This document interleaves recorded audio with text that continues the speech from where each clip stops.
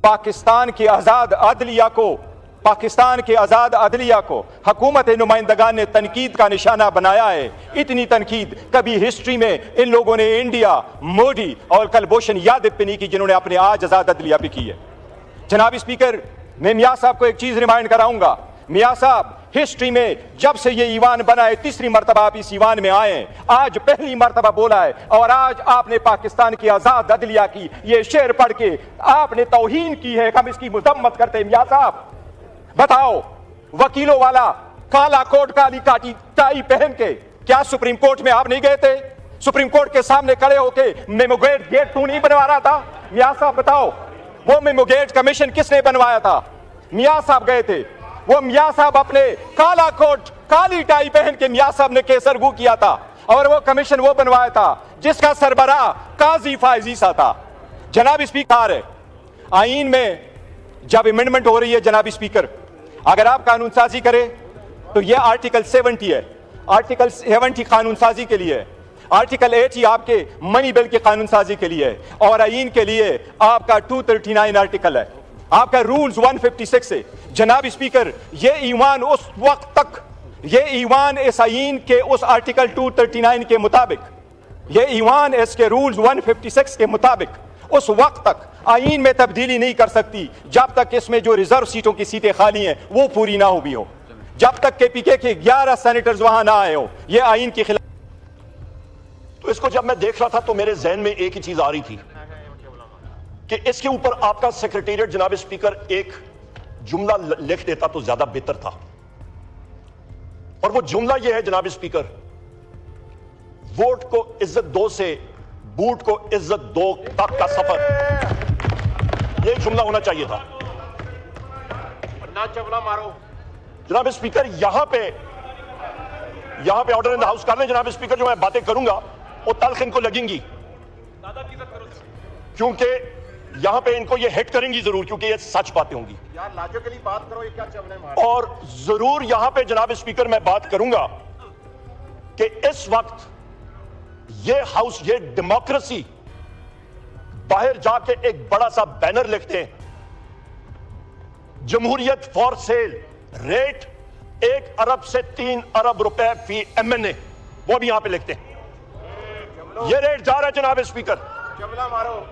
और यहां पे जो जिन लोगों का शुक्रिया अदा किया जा रहा था, वहां पे जनाब स्पीकर नामालूम लोगों को भी ये शुक्रिया अदा कर देते तो बहुत बेहतर होता।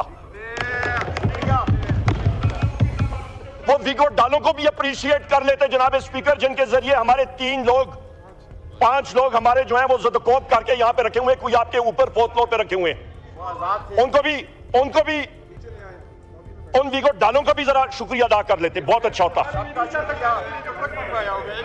शाजोर ट्रक।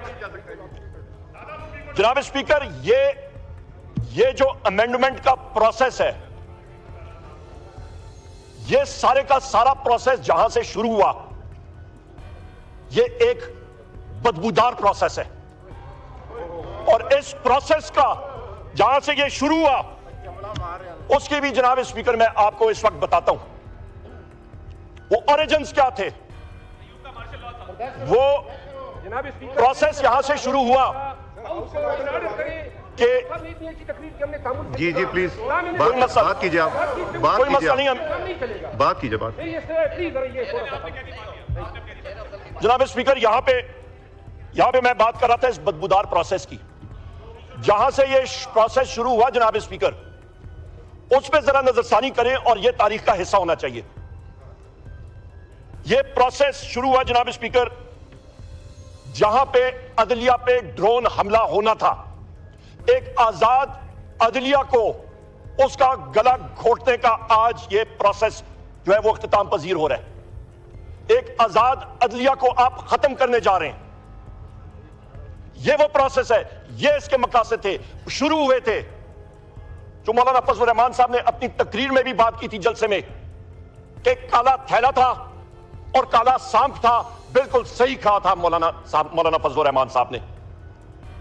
जनाब स्पीकर, यहां पे इस वक्त आप ये अंदाजा लगा लें, जो ये हुकूमत अपने आप को कहती है ये हुकूमत दर हकीकत पाकिस्तान की अवाम की सही मानों में तर्जुमानी नहीं करती, क्योंकि ये एक चोरीशुदा मैंडेट फॉर्म 47 लेके यहां पे बैठे हुए हैं।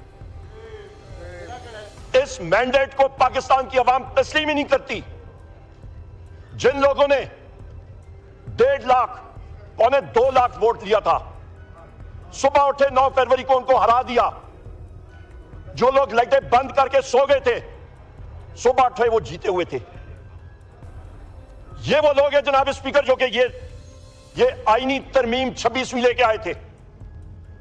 ये इनके हालात थे।